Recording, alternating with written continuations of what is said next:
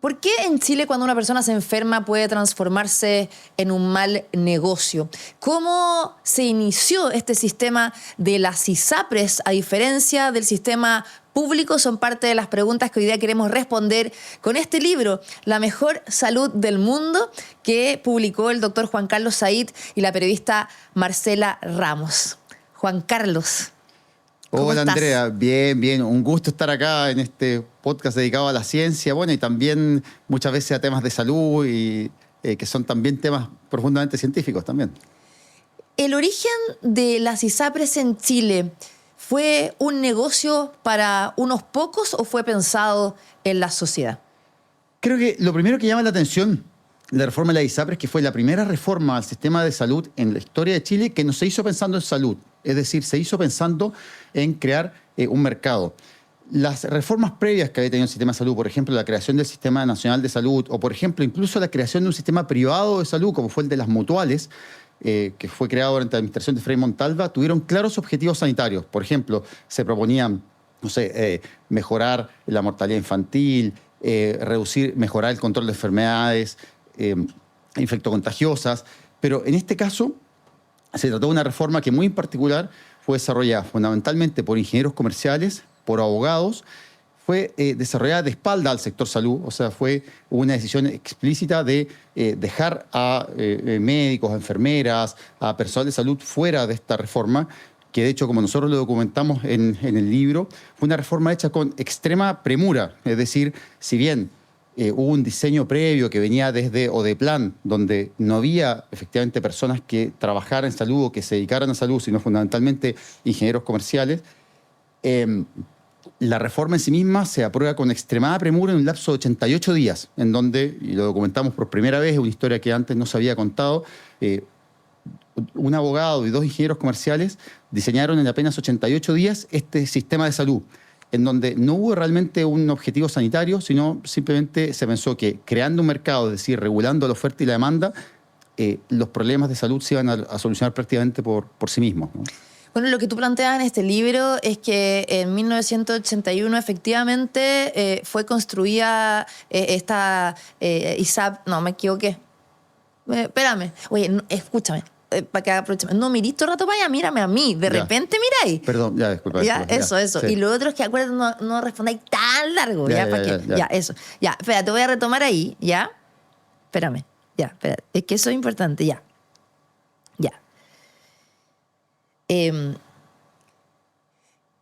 Este dato que revela el libro, que se creó en solo 88 días, ¿no? El sistema de la ISAPRES 1981, también me llama la atención que fue liderado por Miguel Kast, que es el hermano mayor del presidente actual José Antonio Kast. ¿Hay alguna relación de lo que está pasando actualmente quizás con este inicio de este sistema hace 40 años atrás? A ver, efectivamente, unas cosas que contamos en el libro es que Miguel Kast tuvo un rol mucho más importante en el diseño del sistema de lo que se pensaba. De hecho, el sistema de salud se empezó a pensar inicialmente ya desde 1975. Aparecían se publican algunas primeras ideas de lo que sería un sistema de seguros privados. De hecho, sale en el Mercurio, en un artículo que damos a conocer en el libro. Y hubo un cierto trabajo de Odeplan, donde evidentemente era Miguel Kast el que actuaba como articulador, como coordinador de estas iniciativas. Y el sistema ISAPRES en el fondo se termina creando como un apéndice de la reforma de las AFP, donde dos personas fueron claves, aparte de quienes redactaron la ley, Miguel Kast y también Hernán Vigi, que visitan a Pinochet en Bucalemu y le dicen, mire general, nosotros acá le tenemos una solución para el tema salud, que sería como un apéndice, como una reforma, digamos, a continuación de la AFP, y eso justamente son las ISAPRES, pero diseñadas efectivamente con mucha mayor premura, un sentido, digamos, de urgencia, que fue bastante sorprendente. Sí, de hecho, a mí lo que me llama la atención con toda la investigación que tienes acá en este libro, La mejor salud del mundo, es si lo que estamos viviendo actualmente, ¿no? Las listas de espera, la desigualdad en el acceso, la judicialización y además todo este sistema público-privado que está en crisis, ¿tiene su origen entonces quizás hace 40 años cuando comienzan las ISAPRES? A ver, creo que efectivamente en su origen las ISAPRES fueron un shock de desigualdad. Y contrariamente a lo que habitualmente se plantea, digamos, en el relato tradicional, que se dice, mira, las políticas en los años 80 buscaban focalizar los recursos en los más pobres, en salud lo que podemos decir es que se produjo una focalización a la inversa. Es decir, más recursos se destinaron a los que tenían, digamos, menos enfermedades y ya tenían de por sí más recursos. Y de hecho, una vez que se crean las ISAPRES, comienza un éxodo de recursos financieros desde el sector público hacia las ISAPRES. Y las ISAPRES, la promesa era, mira, las ISAPRES se van a hacer cargo de pacientes en el fondo y van a permitir descongestionar el sector público y destinar más recursos a los que menos tienen. Eso no fue verdad. En la práctica, las ISAPRES se hicieron cargo de pacientes que no eran un problema para el sector salud, que eran los pacientes de más altos ingresos, que en general las personas, y eso está absolutamente estudiado, las personas de más altos ingresos, en razón misma de que tienen altos ingresos, suelen tener menos enfermedades, consultan menos, tienen menos problemas de salud. Entonces, efectivamente, las ISAPRES se quedaron con ese grupo de pacientes que cotizaban más, tenían menos enfermedades y le fueron dejando al Estado los pacientes más complejos, más costosos, pero ahora el Estado con menos recursos. Entonces, efectivamente, los problemas del sector público se agravaron inmediatamente después de la creación de las ISAPRES. Sí, y en ese sentido, o sea, esto de los pacientes enfermos, las embarazadas, las mujeres en etapa fértil, los adultos mayores, ¿es un mal negocio para el sistema? Claro, a ver, creo que efectivamente acá se pensó que el simple equilibrio del mercado iba a permitir que las ISAPRES hicieran cargo de los pacientes enfermos y que no se necesitaba mayor regulación. De hecho, no se creó inicialmente ninguna superintendencia. Las FP, recordemos, se crearon con una superintendencia de FP desde el día 1. La ISAPRES no se creó, no se consideró que eso era necesario y se le dejó un rol a FONASA para el cual ni siquiera se le asignó recursos, ¿no? Para vigilar a las ISAPRES. Y al mismo tiempo, digamos, no se les puso límites respecto a, por ejemplo, qué es lo que debían cubrir, si podían discriminar o no pacientes. Se asumió en el fondo que por una razón de mercado las ISAPRES no iban a querer discriminar, iban a querer aceptar a los pacientes independiente de sus condiciones, de sus preexistencias. Y eso está demostrado en economía de la salud que no sucede así. Es decir, que si yo no introduzco ninguna regulación, y esto ya era un conocimiento de la época, de hecho hay un premio Nobel de Economía, Arrow, que ya describió en el fondo que los mercados de salud no funcionan como el mercado de las hamburguesas, como el mercado de los completos, como cualquier, no sé, el mercado de los autos, y que si yo efectivamente le digo a un seguro, mira, ¿sabes qué? No te preocupes, no quiere aceptar a las mujeres embarazadas, no las aceptes. No quiere aceptar a pacientes con cáncer, no lo aceptes. Bueno, eso es lo que van a hacer, porque efectivamente la forma más rápida de aumentar utilidades no es atender a los pacientes con cáncer, sino seleccionar a los más sanos. Entonces, son muchos los países del mundo que han generado sistemas de salud privados que son sostenibles, que funcionan, pero que tienen regulaciones mucho más intensas. Y creo que eso es lo preocupante, o sea, lo que llama la atención del sistema ISAPRES, que fue realmente un experimento, un sistema que de hecho, como fue creado en Chile, no fue replicado en ningún país del mundo. O sea, podríamos decir que nosotros como pacientes fuimos vistos como un producto de mercado, o sea, como una hamburguesa, como un auto, como una ropa. Finalmente esto termina siendo un experimento del neoliberalismo sanitario.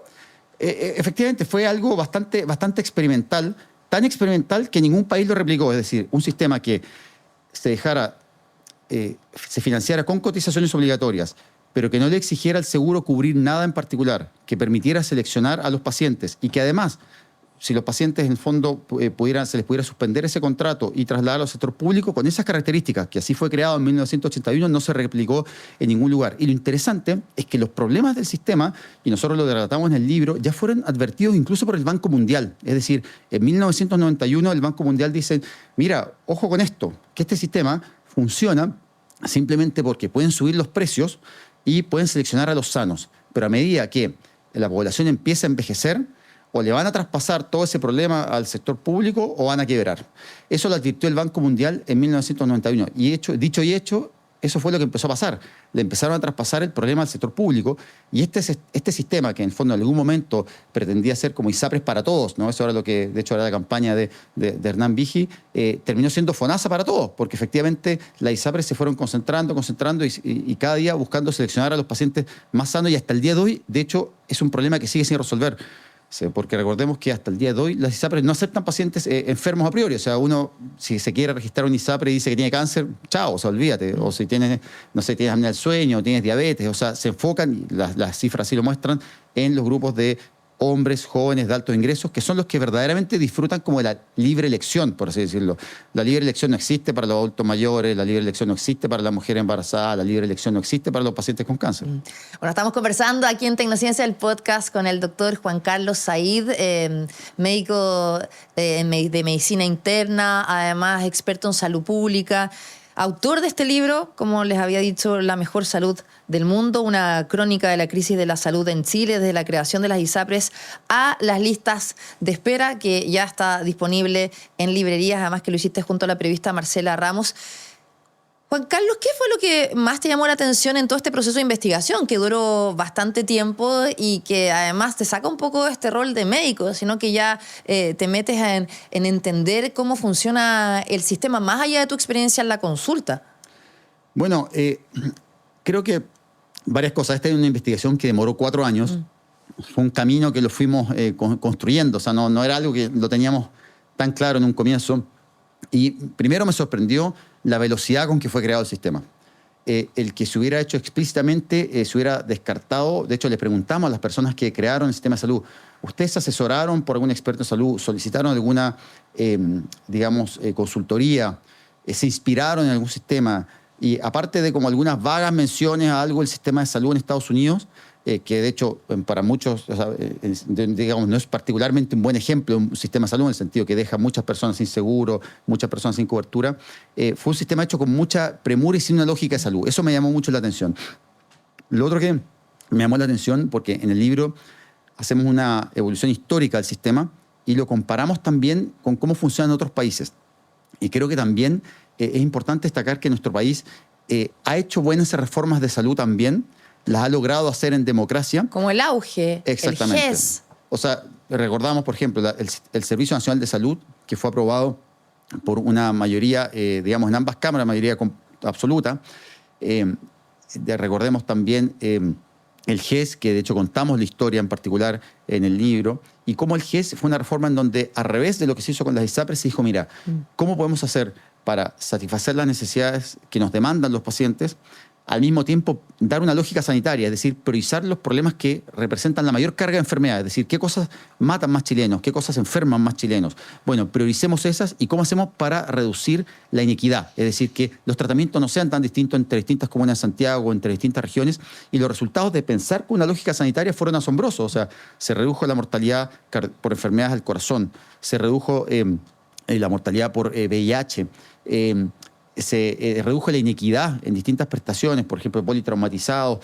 La existencia de protocolos que se seguían a lo largo de todo el país permitió que no hubiera tantas diferencias. No estoy diciendo que no existan diferencias hoy en día, pero esas diferencias claramente se fueron acortando con el auge. Y eso demuestra el impacto que tiene cuando se hace una reforma, no simplemente pensando en crear un mercado y pensando que eso lo va a resolver todo de forma mágica, sino que también cuando se piensa con una lógica de salud. Pero también sabemos que el acceso en Chile es súper desigual. O sea, una persona que tiene dinero y que puede acceder al sistema privado se va a atender más rápido y lo más seguro es que se sane más rápido. Por ejemplo, en un caso de cáncer, a diferencia de una persona que está en FONASA y que tiene que esperar a que la atiendan, a que lo operen, y cuando a lo mejor le dan el pabellón ya se murió. O sea, esa es la realidad en Chile. Efectivamente, nuestro sistema de salud tiene muchas desigualdades y soy el primero en reconocer eso. O sea, estoy completamente de acuerdo contigo. Creo que también es importante entender que hoy en día tenemos 2 sistemas de salud. Tenemos uno, en el caso de las ISAPRES, que puede seleccionar a los pacientes sanos, que puede traspasarle a todos los pacientes con cáncer, por ejemplo, al sector público. Y tenemos un sistema donde no se realiza una priorización sanitaria. Es decir, en todo el sector privado, por ejemplo, una persona puede pedir una hora, por ejemplo, le duele el estómago, puede pedir una hora directamente al gastroenterólogo, aunque no sea necesariamente algo que lo tenga que ver, es un gastroenterólogo. No existe un filtro de atención primaria, un filtro de medicina familiar. Esas, digamos, son recomendaciones que le han hecho consistentemente distintas comisiones de expertos que han dicho un sistema de salud tiene que tener una priorización sanitaria. O sea, es decir, no se puede, yo no puedo ir simplemente, no sé, a un cirujano de cuello porque siento que tengo un dolor en el cuello. O sea, necesito un cirujano está para operar, ¿no? Para operar, por ejemplo, un cáncer, un tumor en el cuello. Si un paciente, por ejemplo, una molestia, un dolor en el cuello, bueno, primero tiene que tener una evaluación por medicina familiar, por ejemplo, para ver si eso es un problema de la tiroides, que quizás requiere un endocrinólogo, parece un problema, no sé, de las carótidas, si es un problema. Entonces, creo que esa priorización sanitaria también hace que nuestros recursos esa ausencia de priorización sanitaria en las ISAPRES también, en el sector privado, hace que nuestros recursos de salud no se distribuyan tanto según la necesidad de las personas efectiva en salud, sino muchas veces según criterios que poco tienen que ver con salud. Entonces tenemos, por ejemplo, y lo veía ayer hace poco, por ejemplo, en gastroenterología, el sector privado muchas veces hacen endoscopías una y otra vez, a veces a pacientes que realmente no las necesitan, que no tienen una indicación categórica. Y por otro lado, en el sector público tenemos una demanda en donde uno ve que uno tras otro los pacientes que llegan son pacientes que están filtrados y que efectivamente necesitan ese procedimiento y muchas veces no pueden acceder a él. Entonces, necesitamos una mejor coordinación público-privada con una lógica sanitaria. Es decir, acá necesitamos los privados categóricamente, necesitamos el Estado también, pero necesitamos una mayor integración que tenga una lógica de salud y no solo una lógica económica. Según lo que tú investigaste, ¿no? en el libro y la realidad actual de Chile, el sistema público-privado, ¿cuáles serían las opciones para mejorar el sistema actual? Para que finalmente se beneficien todas las personas y no sea desigual. A ver, creo que acá lo que hay un consenso amplio es que o avanzamos de alguna forma a sumar a las ISAPRES a la seguridad social, es decir, convertir a las ISAPRES en seguros estilo lo que sucede en Alemania o en Holanda, que son seguros sociales sin fines de lucro, que financian atenciones médicas en el sector público-privado. Esa es la alternativa, yo diría, A, o sea, una de las alternativas. La segunda alternativa, que a mí me parece más viable y más realista, es un FONASA universal, es decir, que todos coticemos en FONASA, que nos podamos atender como hoy en día permite FONASA, atención en el sector público y privado. Por ejemplo, FONASA permite atención en el sector público en los consultorios, en los hospitales, pero también en los privados a través del programa PAT, a través de la ley de urgencia, pero que también tengamos una mejor cobertura en el sector privado a través de seguros privados de segundo piso regulados, como por ejemplo lo que sucede en Australia, lo que sucede en Taiwán, es lo que sucede en Corea del Sur, donde existen seguros privados pero regulados. ¿Qué significa eso? Que tiene una prima comunitaria, es decir, tiene un valor fijo por persona, independiente de las preexistencias, independiente de los problemas de salud. No se le puede rechazar ese seguro si es que la persona lo quiere pagar y eso le mejora la atención en el sector privado. Y eso permitiría, para mí, gusto, una mejor integración y una mejor equidad en el acceso también a prestadores públicos y privados. Pero el año pasado tuvimos una tremenda crisis de las ISAPRES y de hecho después del fallo de la Corte Suprema y la ley corta, ¿tú crees que esta crisis se resolvió o se postergó solamente? No, la crisis se puso el congelador. O sea, esa es la verdad. Efectivamente, las ISAPRES han seguido declinando en su número de afiliados por quinto año consecutivo. La ISAPRE enfrenta una bomba de tiempo demográfica. Es decir, cada día hay menos de los pacientes que, por así decirlo, les permiten vivir sin ser eficientes. Es decir, los pacientes, los hombres jóvenes que no se enferman, son utilidad neta, ¿no? Entonces, las ISAPRES durante mucho tiempo vivieron de esa forma. Es decir, selecciona ese grupo de hombres y después, cuando una persona llega a los 65 años, y en el libro contamos varias historias de esas, los adultos mayores eran dejados fuera del sistema. Ahora, ¿qué es lo que pasa si repentinamente la población envejece y la mayoría comienzan a ser personas mayores de 50 años, mayores de 65 años? Nos vamos a encontrar con unas ISAPRES que no están capacitadas con su funcionamiento actual para hacerse cargo de esa población y lo que puede significar eso es una bomba de tiempo en que finalmente terminen colapsando financieramente.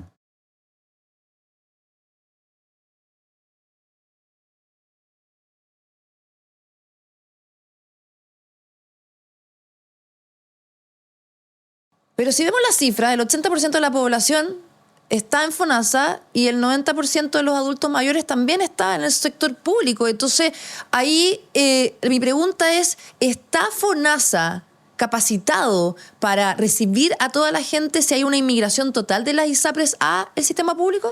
A ver, acá hay que distinguir dos cosas. Una son los seguros y otra cosa son los prestadores. Lo que necesitamos es que haya un acceso más igualitario a todo el sistema prestador de salud. Es decir, que las personas accedan al sector público, que, ojo, es la única red nacional que tenemos, ¿ya? Es decir, acá en regiones, los únicos centros de gran complejidad en la mayoría de las regiones de Chile son los hospitales públicos, ¿no? Entonces, efectivamente, lo que necesitamos es que haya un mayor acceso a los prestadores públicos y privados, y eso no se logra, no se trata acá simplemente decir, mira, no, que todas las personas se atiendan en los hospitales o todas las personas se atiendan en las clínicas. Ambos recursos son necesarios e indispensables para lograr una óptima atención de salud, pero necesitamos que el que paga permita la atención en ambos lugares de una forma razonablemente equitativa, con una lógica sanitaria, es decir, donde se priorice la salud de las personas y no simplemente su capacidad de pago. Y esta solución, o la posibilidad de resolver eso, pasa, yo creo, por adaptar un sistema con la lógica de Australia, o con la lógica de Taiwán, o la lógica de Corea del Sur, que no son países precisamente comunistas, no se trata de países, en el fondo, supercapitalistas, que dijeron, mira, ¿sabes qué? Acá necesitamos que haya un seguro público básico, en donde todos estén, donde todos se puedan tener el sector público, pero también donde haya una libertad de elección, pero que sea sin discriminación, a través de mejorar el acceso a prestadores privados con seguros privados regulados. Y eso existe. Hubo un intento de crear eso con la MSC, la modalidad de cobertura complementaria. Desgraciadamente no ha prosperado, y esa también es una ley que está ahí en el congelador, que falló la licitación, y no sabemos qué va a pasar con eso en este gobierno. Doctor Said, pero ¿tú crees que Chile se quedó atrapado en esta lógica de los 80, que se ve más la salud como un gasto más que una inversión social en beneficio de las personas? Yo creo que acá hay yo veo una lógica un poco Chicago Boy. O sea, que acá los recortes en salud se pueden hacer como una planilla Excel, sin pensar que estos recortes significan finalmente muerte de personas, mayores secuelas, mayor enfermedad, y también no se ve la salud como una inversión. Esto hay evidencia empírica de esto. Por ejemplo, hay estudios que son muy interesantes, por ejemplo, que se ha hecho, por ejemplo, en la India, por ejemplo, mostrando cómo a personas que se les entregan, por ejemplo, anteojos, algo tan simple como anteojos, a los que muchas personas no tienen acceso ahí, mejoran, por ejemplo, su productividad en las cosechas o en distintos trabajos. Es decir, lo pongo como un ejemplo anecdótico, pero que es una evidencia, que es algo que está efectivamente publicado, que efectivamente cuando una persona está con mejor salud, es efectivamente una mejor parte de la fuerza productiva. Y hay un círculo virtuoso ahí, donde no se trata simplemente que los países desarrollados tienen mejor salud, sino que también son desarrollados porque gastan mejor o más en salud, y también tienen menos personas, por ejemplo, con secuelas, no sé, amputados o sin posibilidad de integrarse a la fuerza laboral. La salud permite que efectivamente una persona se integre a la fuerza laboral y mejore la productividad del país. Entonces, en ese sentido, es evidente que la salud no es solo un gasto, sino que es una inversión. Ahora, según tu libro, ¿tú crees que es mito o realidad de que el sector privado de la salud es mejor que el sistema público?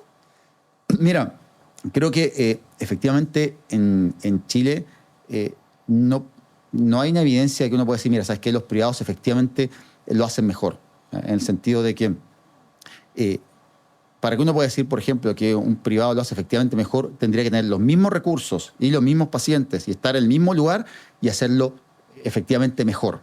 Y lo que vemos es que efectivamente hay mucha mayor selección. Es decir, muchas veces efectivamente, por ejemplo, tienen menos espera, atienden más rápido, sí, pero atienden a pacientes menos complejos. Cuando se complican, los pacientes van al sector público. Entonces creo que en ese sentido el sector privado no necesariamente es más eficiente, sino que sí selecciona mucho mejor o selecciona mucho más a los pacientes.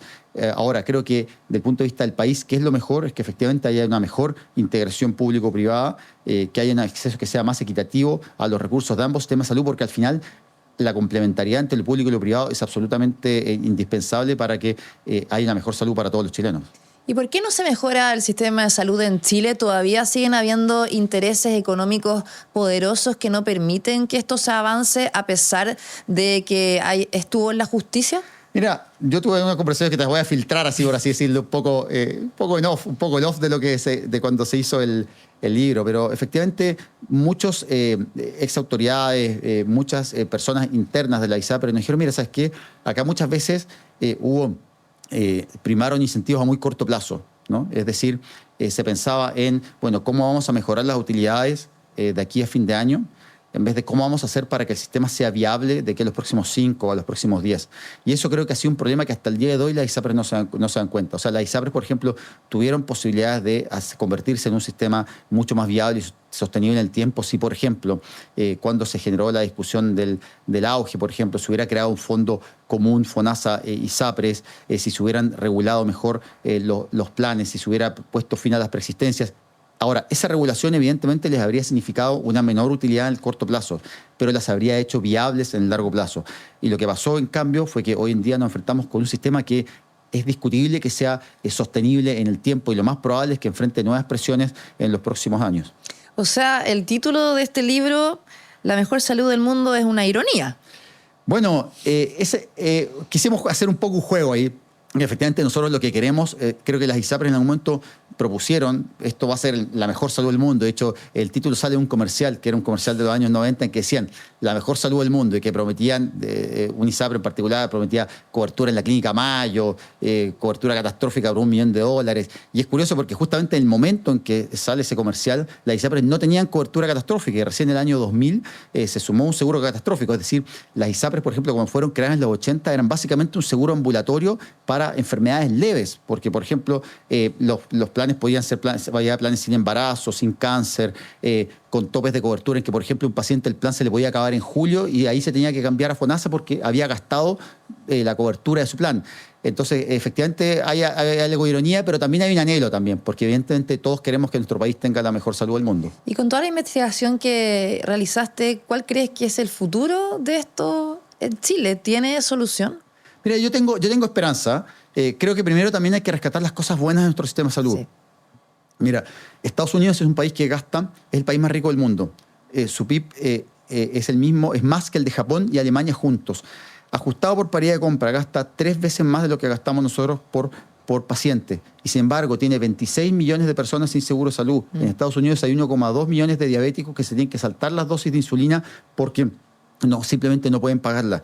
En Chile somos un país pobre, sí, pero efectivamente muchas veces salimos en los debates, en las campañas en Estados Unidos, como un país que ha logrado asegurar acceso universal a la salud, asegurar, por ejemplo, cosas que hoy nosotros las damos como por obvias, ¿no? Pero que una persona va a un consultorio y hay un medicamento básico para la hipertensión. Es verdad, no es quizá el medicamento más, puede ser que no sea la droga, la última droga, pero es una droga que logra el control de la hipertensión de una forma razonable, tiene sus medicamentos, tiene insulina, le dan un glucómetro, le dan herramientas para controlar su diabetes, accede a una nutricionista, etc. Esas cosas en un país mucho más rico no lo ha podido hacer. Sí. ¿Por qué? Porque en Estados Unidos actuó con una lógica que, mira, el mercado esto lo va a resolver solo, y la verdad eso no sucede así, no particularmente en salud. Y eso no significa que yo no crea, por ejemplo, en el libre mercado, que no crea, por ejemplo, que quiera que, no sé, que tiene que todo ser estatal y todo. No, pero que efectivamente la salud es un bien público que requiere una regulación distinta a la de otros bienes. Y creo que esa comprensión de la salud fue lo que faltó en los 80 y, ojo, creo que también está faltando ahora. Creo que efectivamente cuando hacemos estos recortes, hacer una planilla Excel sin mirar a las personas, estamos dejando entender la salud como un bien público.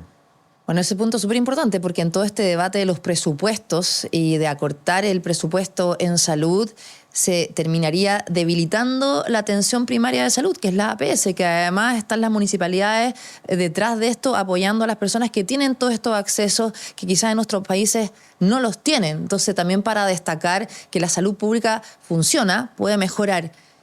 ¿Qué impacto puede tener entonces la reducción de presupuesto, sobre todo en debilitar la APS?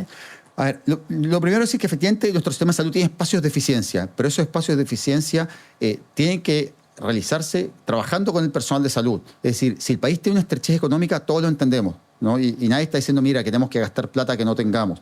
Pero cuando uno ve que, por ejemplo, dentro de los recortes que se proponía, recortar el dinero en el programa de inmunizaciones, por ejemplo, se proponían recortar en camas en atenciones domiciliarias, que eran cosas que no van a mejorar la eficiencia, que simplemente van a generar más enfermedades, que van a disminuir la disposición de la posibilidad de camas para atender a pacientes. Esas cosas no van a mejorar la eficiencia. Y ojo con el gasto en APS, que se sabe que el gasto en atención primaria es el gasto más eficiente en salud, porque es el gasto que es en prevención, que ayuda a reducir hospitalizaciones, que ayuda a mejor control de enfermedades crónicas. Entonces, cuando alguien me dice que quiere ser más eficiente, pero al contrario, reduce el gasto en atención primaria, uno dice, ojo, ahí no hubo una lógica de salud, no hubo tampoco una lógica económica, porque al revés, todo dinero que gastemos o que dejemos de gastar en atención primaria, inevitablemente va a ser dinero en atenciones más costosas en el sector terciario de salud, en hospitalizaciones, en cirugías, y eso se sabe que es un camino que es más caro. Si las listas de esperas tienen parte de su origen en la construcción de este modelo público-privado y sobre todo de las ISAPRES, ¿tú crees que se van a erradicar algún día? Mira, yo creo que acá no hay que caer en populismo, porque las listas de espera muchas veces se convierten como una moneda política para el que sea que está en oposición. Lo primero es decir que las listas de espera no van a desaparecer, porque las listas de espera son una forma de gestión. Siempre va a haber que priorizar. Y yo trabajo hasta el día de hoy en hospitales públicos y si efectivamente, por ejemplo, un médico baja la urgencia y tiene que decir, bueno, hay una cama UCI, ¿a quién se la damos? Tiene que priorizar. Lo mismo tiene que hacer el ministro de Salud. El ministro de Salud no puede decir, mira, ¿sabes qué? No vamos a priorizar nada. Efectivamente, hay personas que tienen una necesidad de atención más urgente y otras que van a tener que esperar un poco más. Ahora, ¿qué es importante? Que esa espera sea razonable, es decir, no puede esperar a una persona 2 años. 2, que haya una decisión o que se haga algo si la espera se ha prolongado más allá de cierto tiempo. Y también, ojo, con algo que siempre que lo han dicho investigadores de la Universidad Católica, es cómo las personas esperan. Muchas veces en Chile una persona está en la lista de espera, pero no sabe si está 2, si está 3 en la lista de espera, si está 200 en la lista de espera, si tiene que esperar un año más o si quizá lo van a llamar la próxima semana. Entonces, ese cómo espera también genera mucha angustia y genera también problemas de salud. Entonces, creo que eso también es algo que deberíamos cambiar. Pero si se eliminan las ISAPRES, ¿aumentarían o se reducirían la lista de espera? Mira, yo creo que un sistema de salud que sea un seguro, digamos, en que todos coticemos en FONASA, pero donde se generen seguros complementarios, privados también, pero sin discriminación, permitiría un uso más eficiente del sector privado prestador también, permitiría un mayor acceso al sector privado prestador y permitiría, yo creo, una reducción de las listas de espera, no un incremento. Y ojo, creo que es clave que el sector privado prestador se integre mejor a la atención en salud y para eso un sistema de seguros de segundo piso me parece que es lo más viable que podríamos desarrollar como sistema de salud. Doctor Juan Carlos Said, autor de este libro, La mejor salud del mundo, una crónica de la crisis de la salud en Chile desde la creación de las ISAPRES hasta las listas de espera. Muchas gracias por estar hoy día con nosotros acá en Tecnociencia. Cuéntanos qué se viene con el libro. Sabemos que se viene el lanzamiento, pero ya está disponible en las librerías.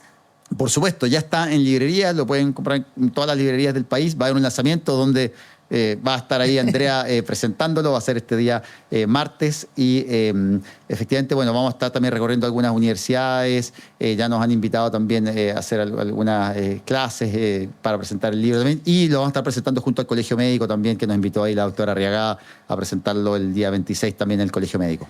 Te felicito, además que destaco mucho tu rol de divulgador científico, porque no pasa muy seguido que los médicos se conviertan en autores de libros que sean más masivos. Así que felicitaciones, Juan Carlos. Esa es la idea y ojalá que se queden con esa idea que este libro es para todos. Sí. Es decir, es un libro que no es solo para médicos, no es solo para personal de salud. Es un libro que a mí me gustaría que cualquier persona que le interese la historia, la sociología, la economía, pueda entender la complejidad de la salud en una forma accesible, porque si no entendemos la historia de cómo llegamos a donde estamos, tampoco vamos a entender las soluciones o cuál puede ser el futuro de nuestro sistema de salud. No, o sea, yo aprendí demasiadas cosas que no tenía ni idea de cómo se gestó todo esto, además con los personajes, con el protagonismo de Pinochet, por supuesto, de la Constitución de 1981, del hermano del presidente actual, José Antonio Kast, de Hernán Vigi, etcétera. Así que, como tú decías, un libro no solamente para entender la salud de Chile, sino para entender nuestra historia como país. Gracias, Juan Carlos. Gracias a ti, Andrea. Y gracias a ustedes por vernos, escucharnos como cada semana en un nuevo capítulo de Tecnociencia, el podcast en YouTube, en Spotify, en todas las plataformas digitales de ADN, también las mías, @Andrea Obaid. Y nos reencontramos en una próxima. Que estén bien.